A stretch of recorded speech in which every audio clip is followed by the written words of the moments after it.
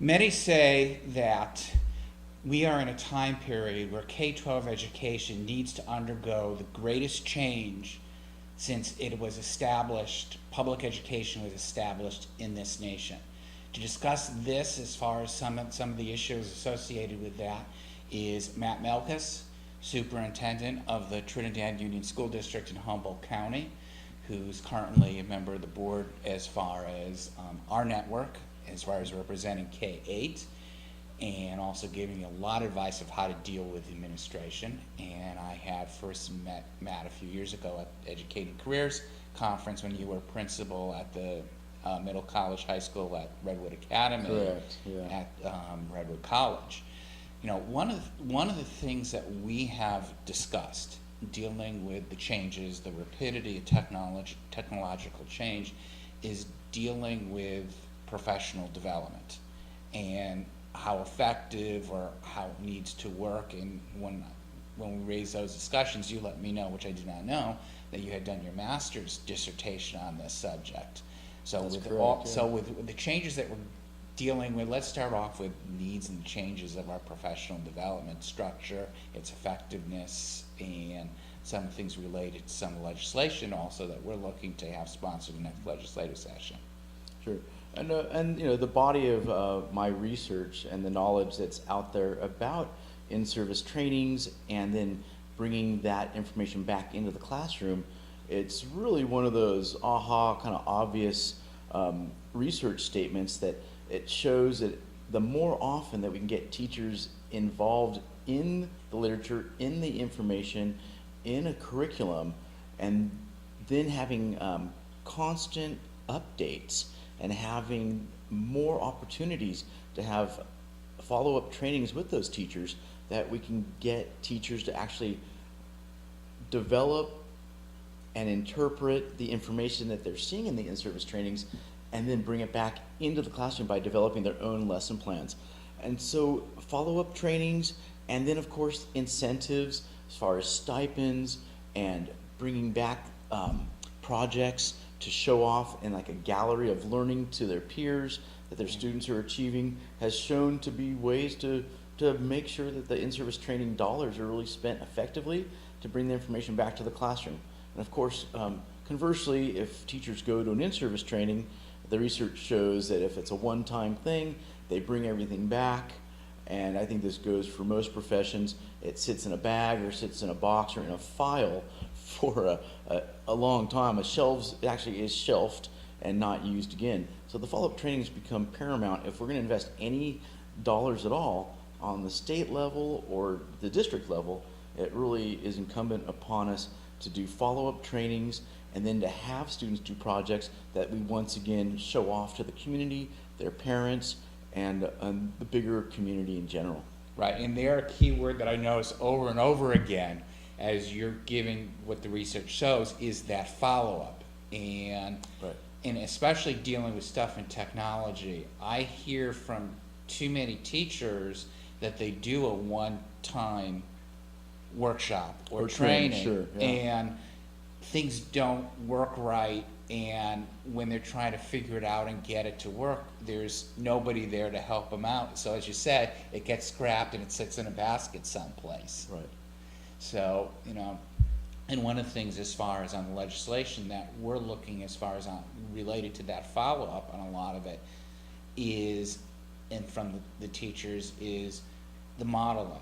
I need to have somebody available, especially in the technological area, that can come in and help and take care of those glitches that are specific to my classroom, my building, my equipment.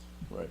And building in those incentives for the students and the teachers alike that keep the new curriculum, the new applications exciting and relevant, and bringing it back, showing how a new idea or an application on a technological platform is actually promoting academic achievement for individual students. Do you think right now, you know, this age of the rapidity of technological change, what kind of impact do you find as far as getting it as instructional tools you know, a lot of what I see, a lot of the technological training deals more with the management side, and it's sort of like a much smaller percent gets to be an instructional tool. Sure. And as a school district superintendent, I must say that, you know, one of our biggest challenges is teaching our students how to become digital citizens. And that is the management side. And once the students are good digital citizens, then they can be given more privileges and more access to technology Right. as they mature in their own development of that. On the same token, technology is here for our students and has become not just another tool in the classroom, it's becoming the tool in the classroom for teachers and students to use in regards to program delivery and academic achievement. So we need to continue down that road Right. and make sure that technology is available to all students at all levels, and to make sure that the applications that we are bringing to the students technologically, of course, are supporting our Common Core standards, and academic achievement ultimately is really what we're after here. Is one of the things, as far as on that changing the tools, is when we were at the Esri conference and interviewed David DiBiase from Esri, is the comment is from their tools that they're designing for education, is that the idea that the kids are going to figure it out a lot faster than the teacher. And that's something they've been saying. Do you think, as far as the change in the teacher culture of saying, yeah, that's going to happen, and as David said, don't hold the young people back as far as getting the teachers to say, I may not know all of it, let them go ahead. Do you think that's a problem, or is that a major need in the cultural shift of the teachers?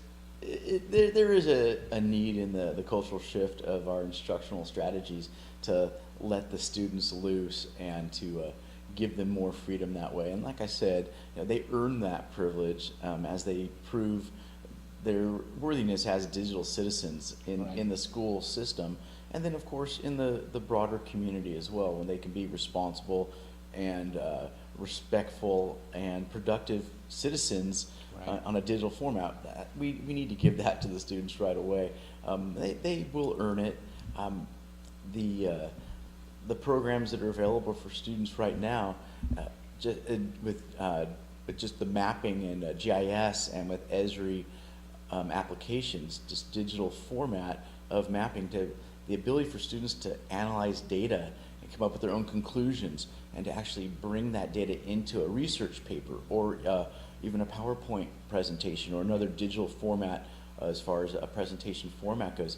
It's amazing how a map can denote a reality towards a certain subject matter. Just bring up a map of a geographical area, where in a history is a perfect application to bring up the time and place of an event on a map, and to show a larger world map, and then to scroll down to a more regional map, and then to show an actual site that something happened. Really brings it home to reality, a sense of time and space for students and for adults as well. It's a great presentation format, and it does all those things that the Common Core standards are asking students to do right now. So it really supports our Common Core standards. The digital mapping format really helps promote the whole ideas behind what's being asked for analyzing data and making conclusions for our state standardized testing.